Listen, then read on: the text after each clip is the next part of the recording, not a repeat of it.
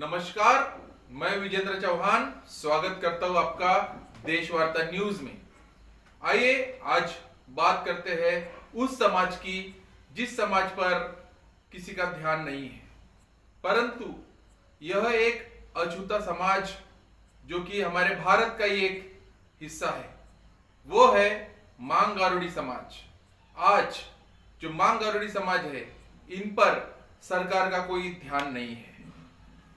इसीलिए आज नागपुर में लोहार समाज भवन में राष्ट्रीय मांग गारुड़ी क्रांति सेना द्वारा राष्ट्रीय संगठन मीटिंग ली गई। मीटिंग का मुख्य उद्देश्य था कि पदाधिकारियों की नियुक्ति करने के पीछे का कारण यह था कि किसी तरह समाज को संगठित किया जाए। जब मांग गारुड़ी समाज जो आज तक पिछड़ा हुआ है और उस समाज को आज तक संवैधानिक अधिकार लेने के लिए जिन दस्तावेजों की आवश्यकता होती है, वह बनाना एक बहुत ही जटिल प्रक्रिया हो गई। इसका कारण है पिछली पीढ़ी, जो वर्तमान में पीढ़ी है, इनको यदि शिक्षा लेना हो तो दस्तावेजों की जरूरत पड़ती है, परंतु पिछली पीढ़ी अशिक्षित होने की वजह से उन्होंने किसी भी प्रकार का कोई दस्तावेज तैयार करके नहीं रखा। इसीलिए भावी पीढ़ी जो अभी वर्तमान में यदि शिक्षा लेना चाहती है, अगर कोई हायर एजुकेशन लेना चाहता है, तो जैसे कास्ट वैलिडिटी की जरूरत होती है, तो इन लोगों की कास्ट वैलिडिटी नहीं बन पाती। खास तौर से कई विद्यार्थियों को देखा गया है कि उनके पास आधार कार्ड तक नहीं है। उच्च शिक्षा पाने के लिए इन दस्तावेजों की कमी की वजह से उच्च शिक्षा लेने के लिए यदि वह किसी भी इंस्टीट्यूशन में जाते हैं, तो सबसे पहले उनके डॉक्यूमेंट्स की पड़ताल होती है। यदि कोई बच्चा पुलिस भर्ती देना चाहता है या अग्निवीर जैसे क्षेत्रों में जाना चाहता है, तो सबसे पहले उनके दस्तावेजों को देखा जाता है। परंतु ऐसे बच्चों के पास दस्तावेज नहीं होने की वजह से इन्हें शिक्षा से व उच्च शिक्षा से ही नहीं बल्कि नौकरी से भी वंचित रहना पड़ता है। और यदि वह नौकरी से वंचित रहेगा, उसे किसी नौकरी में नियुक्ति नहीं मिलेगी, तो उसका उदय निर्वाह किस प्रकार हो। इसलिए इन तबके के लोगों को एक निचले दर्जे का काम, कचरा बिनना या फिर बहुत से ऐसे कामों का सामना करना पड़ता है, जिस वजह से इन्हें समाज से धुतकार दिया जाता है।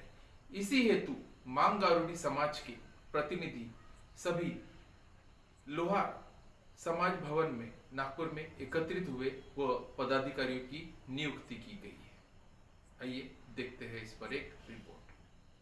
पूरी हुई, उसके बाद उनके साथ ऐसी कोटे में मैं खेलना शुरू हुआ, कूदना शुरू हुआ, उनके साथ मिलना शुरू हुआ। तो जो भी उनको जो चीज मिलती थी वो मुझे मिलती थी, जो सामान उनको मिलता था वो मुझे मिलता था। तो मैंने देखते देखते मुझे अच्छा लगा, मैं उस चीज में चला गया। जब मैं उस चीज में चला गया तो मेरे परिवार को मान मिला, सम्मान मिला, और मुझे खाने पीने की चीजें वहां से मिली, मुझे सम्मान और खेलने की चीजें वहां से मिली। तो मुझे देखने में अच्छा लगा, तो मुझे लगा नहीं, हमें इनमें जाना चाहिए, मेरे घर परिवार को मुझे बताना चाहिए उनमें। तो धीरे धीरे सभी कुछ मुझे मिलने लगा। उसके राष्ट्रीय मांग गारुड़ी क्रांति सेना के संस्थापक माननीय श्रीमान उत्तम जी मानकर द्वारा इस संगठन को स्थापित किया गया है। इन्होंने भी अपने शब्द द्वारा सभा को संबोधित किया व इनके साथ ही बाकी के जो प्रतिनिधि है, उन्होंने भी अपने अपने विचार सभा के समक्ष रखे। आइए देखते हैं। हमारे समाज की जो परिस्थिति है, एक बार सरकार ने आके देखना चाहिए। और हमारी सबसे पहले के लिए हमारी वाली से गुजारिश है कि हमारे समाज का एक सर्वे होना चाहिए, और हमारा वाला एक सर्वे होने के बाद है ना, हमारी एग्जैक्टली के बाद हमारे भारत अब देश में हमारी मैक्सिमम 1 करोड़ है, तभी सरकार को पता ही नहीं है। जब तो समाज है छोटे छोटे 5 लाख संख्या है, 2 लाख संख्या है, सभी सुविधा हमारे समाज मैं हमारे समाज के इसमें नाम ही नहीं हूँ। अब दिल्ली जाओ, पंजाब जाओ, हरियाणा जाओ, छत्तीसगढ़ जाओ, जब भी हम महाराष्ट्र के हैं और एक पूरे भारत में फैले हुए भारत में फैले होने के बावजूद कोई जॉब कर रहा है, कोई काम कर रहा है, गरीबी में से और आज भी हम गरीबी है। हमारी व्यवस्था आप देखोगे ना मैम, रोड पे हमारे वाले कैसे लोग रहते हैं। सभा में उपस्थित ज्येष्ठ पत्रकार व दीक्षाभूमि बचाव समिति के सचिव माननीय श्रीमान भागवत जी लांडगे, इनके द्वारा भी सभा को संबोधित किया गया। आइए देखते हैं। चैनल से डिस्ट्रिक्ट भागवत लांडगे का स्वागत किया गया। उसी विचार में कुछ 2 लाइन बताइए। मेरा नाम भागवत लांडगे है। मैं ज्येष्ठ पत्रकार के रूप में हूँ और दीक्षा भूमि बचाव संघर्ष समिति का सचिव भी हूँ। मुझे यहाँ स्पेशली बुलाया गया था कि मांग गारुड़ी समाज का सम्मेलन है और आपको आना है, आपको सम्मानजनक बातें करनी होगी और आपको सम्मान किया जाएगा। इस नाते मैं यहाँ आया। मुझे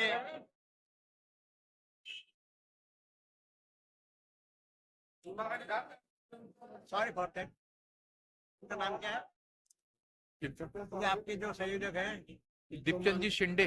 दीपचंद जी शिंदे काट देना उसमें। हाँ, वो हो जाएगा।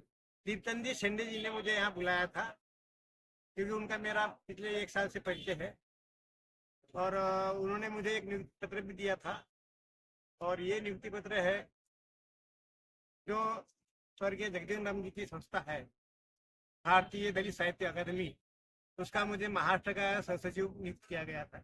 कल नियम नियुक्त किया और इस उपलक्ष्य में मुझे उन्होंने यहाँ बुलाया था कि बोले आपका हम स्वागत करेंगे, सम्मान करेंगे।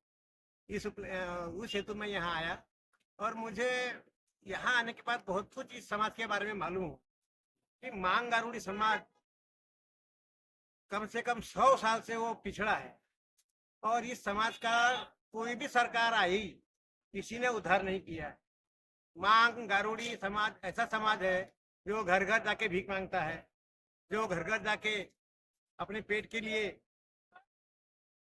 वो जो गारुड़ी जो होता है ना, एक सम्मानजनक तो नहीं कहेंगे हम उनको, एकदम डाउन रोड जैसा एक समाज है, उसको हम ये कहेंगे कि पिछड़ा, ये पिछड़ा समाज है। और इस समाज में जो लोग पैदा हुए उन्होंने अति यातना भोगी, खुद का कोई विचार नहीं रहा उनका, खुद का कोई विचार नहीं रहा उनका और ना ही भारत सरकार ने या कोई स्टेट गवर्नमेंट ने उनको बोला नहीं कि भाई आपका समाज पिछड़ा है तो आपको हम ये सहूलत देंगे वगैरह वगैरह। तो अभी तक इनकी मांगे जो है वो ऐसी पिछड़ी रह गई। अब आज जो इन्होंने राष्ट्रीय सम्मेलन आयोजित किया, इस सम्मेलन में बहुत सारी बातें हमें उजागर हुई। इस सम्मेलन से ये जो समाज पिछड़ा वर्ग था, पिछड़ा वर्ग समाज है, ये असंगठित स्पेशली, और अभी वो संगठित हुआ। आज उनके 70 या 75 उनकी जो अपॉइंटमेंट वो होने वाली है और ऐसे पूरे देश भर के लोग यहाँ आए हुए हैं और 16 राज्यों में इनका कारोबार चल रहा है। मांग गारुड़ी समाज के जो लोग हैं उनको एकत्रित किया गया है। इसीलिए ये समाज अभी संगठित होने के कगार पे है और देश के जो शासक वर्ग है उसके साथ लड़ने की तैयारी, क्योंकि उनकी डिमांड बहुत जबरदस्त है। उनके एजुकेशन नहीं है, उनके पास प्रमाण पत्र नहीं है, उनके पास जाति दाखला नहीं है। तो ये तो डॉक्टर बाबा साहब आम्बेडकर ने जब घटना बनाई, 2 वर्ष 11 महीने और 18 दिन उन्होंने संघर्ष किया और पूरे देश के जाति को, समाज को एक लाया, एक संविधान के रूप में उनको एकत्रित किया बाबा साहब ने। इसीलिए कोई भी जाति को नहीं छोड़ा। राष्ट्रीय मांग गारुड़ी क्रांति सेना के सोशल मीडिया प्रभारी माननीय श्रीमान दीपचंद जी शिंदे द्वारा भी मीटिंग में प्रबोधन किया गया। आइए देखते हैं इस पर एक रिपोर्ट। हमारे समाज का एक प्रबुद्ध, एक शक्ति और एक पहचान निर्माण करने का अगर समय आया है तो वो जिम्मेदारी तुम्हारे हमारे कंधे पर आई हुई है। जो समाज जेल में आधी जिंदगी बिता रहा था, जो समाज की प्लेटफॉर्म पर, रेलवे प्लेटफॉर्म पर आधी जिंदगी गई, आज वो अपनी पीढ़ियों के, अपने बच्चों की नौकरी के लिए, अपने बच्चों की पढ़ाई के लिए वो प्लेटफॉर्म छोड़ के और सेंट्रल जेल के दरवाजे छोड़ के आज हमारे बीच में है। उसको एक उम्मीद है कि हमारे बच्चों का भविष्य अगर कहीं बनने वाला है, कहीं बन सकता है, तो मांगवाड़ी क्रांति सेना ही बना सकती है। और उस क्रांति सेना का मैं एक सैनिक हूं, एक सेनापति हूं। आपको, हमको इसका बहुत बड़ा आज गर्व हो रहा है। हो रहा है कि नहीं हो रहा है? हाथ ऊपर करके बताना, हो रहा है कि नहीं हो रहा है? समय भी कमी है। मंच की गरिमा को एक दो में अपना भाषण बहुत जल्दी ही समाप्त करने वाला हूं। 2 लाइन अध्यक्ष की अनुमति से 2 लाइन कविता बोलूंगा और अपना खत्म करूंगा। आपको जागना है। हमारी पुश्तैनी, हमारे पूरे पूर्वज सोते सोते हमको भी नींद के दायरे में सुला के निकल गए। उनको हम गलत नहीं बोलेंगे, परिस्थितियां वैसी थी। लेकिन आज समाज के लिए पोषक परिस्थिति निर्माण हो गई है और यहाँ के हर आदमी का एक कर्तव्य बनेगा कि वो जागरूक बने, मोहल्ले में जाए, समाज के हर आदमी के पास जाए, समाज का जो आदमी सोया है उसको जगाने का काम करे। करेंगे कि नहीं करेंगे? एक कविता बोलूंगा। कविता का नाम, कविता का शीर्षक है भारत के राम जगो मैं तुम्हें जगाने आया हूँ। तो हे भारत के राम जगो मैं तुम्हें जगाने आया हूँ और सब धर्मों का धर्म एक बलिदान बताने आया हूँ। सुनो हिमालय कैद हुआ है दुश्मन की जंजीरों में और आज बताता कितना पानी है भारत के मीलों में। खड़ी शत्रु की फौज द्वार पर आज तुम्हें लेके आ रही, सोया सिंह जगह भारत के माता तुम्हें पुकार रही। रण की देवी बज रही, उठो मेरे निद्रा प्यारे, पहला शीश चढ़ाने वाले माँ के वीर पुत्र जाने, बलिदानों के वज्रदंड पर देशभक्त की भुजा जगे और रण के कंगन पहने हैं वे राष्ट्रभक्त की ध्वजा जगे। अग्निपंथ के पंथी जागो, शीश हथेली पर धरकर जागो, रक्त के भक्त लाडले जागो, सिर के सौदागर, खप्पर वाली काली जागे जागे दुर्गा बरबंडा। सभी के हाथ में है ना? खप्पर वाली काली जागे जागे दुर्गा बरबंडा, रक्त बीच का रक्त चाटने वाली जागे चामुंडा, नरमुंडों की माला वाला जगे कपाली कैलाशी और रंग की चंडी घर घर नाचे, वो कहे प्यासी प्यासी रावण का वध स्वयं करूंगा कहने वाला राम जी। रावण का वध स्वयं करूंगा कहने वाला राम जगे, तोरो शेष न एक बचेगा कहने वाला शाम जगे। परशुराम का परशु जागे, रघुनंदन का राम जगे, यदुनंदन का चक्र जगे, अर्जुन का धनुष महान जगे, चोटी वाला चाणक जागे, पौरस पुरुष महान जगे, सेलूट कस को कसने वाला चंद्रगुप्त बलवान जगे, हड्डी हमीर जगे जिसने झुकना कभी न जाना और जगह पद्मिनी का जौहर जागे केसरिया राना, देशभक्ति का जीवित झंडा आजादी का दीवाना और वह प्रताप का सिंह जगह वह हल्दी घाटी का राना। दक्षिण वाला जगह शिवाजी वीर, खून शाहजी का ताजा, मरने की हटठाना करते विकट मराठे के राजा, छत्रसाल बुंदेला जागे, पंजाबी कुर्बान जगे और 2 दिन जिला शेर के माफी करना था वो दिन के सुल्तान जगे। और धर्म एक जगह में था, पानीपत मैदान जगे, भगत सिंह की फांसी जागे, राजगुरु के प्राण जगे और जिसकी छोटी सी लड़की से संगी में भी हार गई, गांधी जी के लिए बोला गया है, जिसकी छोटी सी लड़की से संगी ने भी हार गई, हिटलर को जिताने पहुंचे, 7 समंदर पार गई, मानवता का प्राण जगे और भारत का अभिमान जगे, उस लखुटी और लंगोटी वाले पापों का बलिदान जगे। और आजादी की दुल्हन को जो सबसे पहले चुन गया, स्वयं कफन की गांठ बांधकर 7 भारत घूम गया, उस सुभाष की शान जगे और उस सुभाष की आन जगे, ये भारत देश महान जगे, ये भारत की संतान जगे। और क्या कहते हैं मेरे भारत से चीनी टकराएंगे? हम पूरे भारत से आए ना? क्या कहते हैं मेरे भारत से चीनी टकराएंगे और चीनी को तो हम पानी में घोल घोल पी जाएंगे। वह बगैर था, वह अशुद्ध था, हमने उसको शुद्ध किया और हमने उसको बुद्ध दिया था, उसने हमको युद्ध दिया। और आज बगा फिर कपिल शीश पर जिसको आना है आओ, जाओ आओ चीनी मीनी जिसमें दम हो टकराओ और जिसके रंग से बनता हो लड़का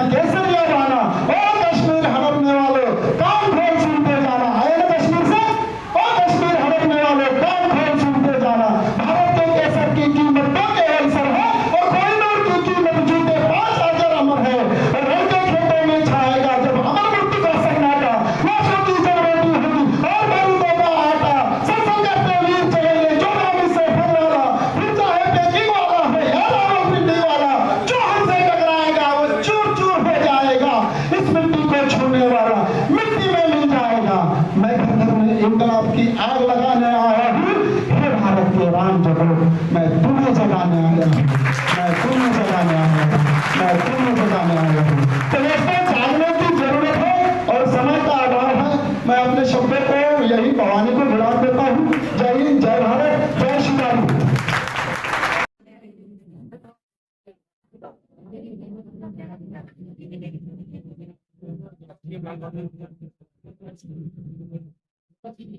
भारत में आज ऐतिहासिक दिन है और ये भारत में पहली बार राष्ट्रीय कांग्रेस क्रांति सेना ये संगठन आज उनकी होने जा रहा है। अगर भारत में देखा जाए तो 12 स्टेट में बांग्ला समाज के लोग रहते हैं। तो उनकी अगर हालत देखा जाए तो लोगों को रहने के लिए जगह नहीं है, पीने के लिए पानी नहीं है, हाथ को कुछ काम नहीं है। और जो लोग हैं वहाँ पे जो पीड़ित लोग हैं उनके ऊपर जो अत्याचार अन्याय जो हो रहा है उनके लिए लड़ने वाला वहाँ पे कोई आदमी नहीं है। तो आज ये खुशी की बात है कि पूरे भारत में आज समाज इकट्ठा हुआ है और आगे चल के ये राष्ट्रीय मांगोड़ित क्रांति सेना के छत पे पूरा भारत एक भाई का साथ में आएगा और इसकी शक्ति बढ़ेगा, संगठन बढ़ेगा और एक क्रांति लाएंगे। तो हमारे समाज में जो अन्य अत्याचार होते हैं वो रुक जाएंगे और लोगों की ताकत बढ़ेगी। ऐसा हमारा सोच है, इसलिए हम एक क्रांति सेना घोषित करने वाली है।